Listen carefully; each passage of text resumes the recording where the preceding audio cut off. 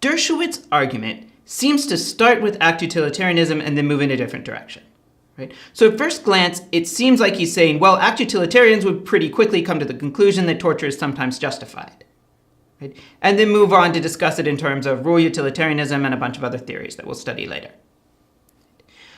But that might be a little too quick. Right? First of all, he points out some act utilitarians who've argued that at the very least, the act of institutionally approving of torture would always be so dangerous that it would never be justified. And second, right, he brings up a lot of considerations that ought to have a bearing on how an act utilitarian looks at it. Right? Now, I should say, he presents these in a different form. Right? So there's a number of considerations where people say, look, you've got to think about this aspect of the situation, and act utilitarianism ignores it because it's focusing on this pain-pleasure calculus. Right?